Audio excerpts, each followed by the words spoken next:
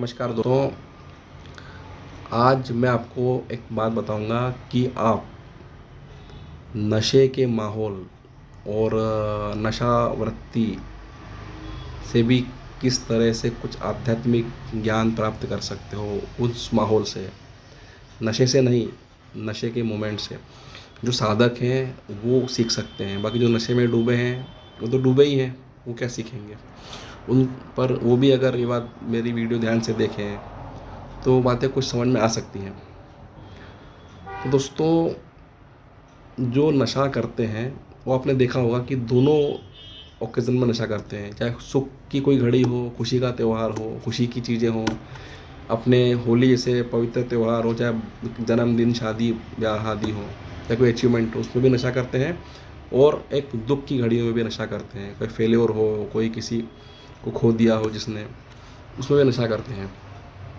तो दोस्तों, इसमें सीखने वाली चीज़ ये है आध्यात्मिक दृष्टि से कि जब लोग सुख में नशा करते हैं तो आप देखो कि जो सुख मिल रहा है सांसारिक रूप से, क्योंकि वो तीज त्यौहार भी सांसारिक रूप से ही मनाते हैं ना, और जब बाकी जो सांसारिक अचीवमेंट हो, तो कहीं ना कहीं वो सुख पूरा नहीं पड़ रहा, उनको और सुख चाहिए, और सुख चाहिए, तो वो नशा करते हैं कि इसमें और हम डूब सकें।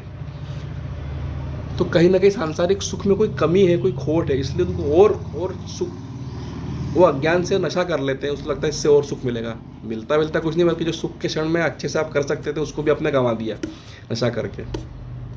और दूसरा ओकेज़न दुख का जो होता है वो तो रहता ही है, सब जानते ही हैं। दुख में आदमी चाहता है कि वो क्षण हम भूल जाएं या वो क्षणों से हम कुछ समय के लिए मुक्त हो जाएं, तो इसलिए नशा करता है आदमी। तो दोस्तों, यहाँ का सुख जो है सांसारिक, उसकी भी एक लिमिट के बाद कोई वैल्यू नहीं है। और दुख तो है ही, दुख तो हमें दुख से भागने को मजबूर करता ही है। कौन दुख चाहता है। पर अज्ञान से सुख में भी लोग नशा कर रहे हैं और दुख में भी नशा कर रहे हैं। तो सोचो ना, सुख और दुख संसार के कहीं ना कहीं एक आध्यात्मिक दृष्टि से देखा जाए तो उसी स्तर पे हैं कि इनसे भी आगे कुछ है, सुख दुख से परे भी कुछ होगा।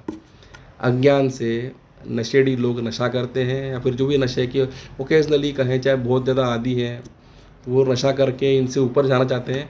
पर साधक लोग, भक्त लोग भक्ति का, ज्ञान का, अध्यात्म का नशा करते हैं, क्योंकि वो भी सुख दुख से ऊपर जाना चाहते हैं। बस वो जो करते हैं नशे वाले, वो अज्ञान से करते हैं, और साधक जो है वो ज्ञान से, भक्ति का नशा करते हैं।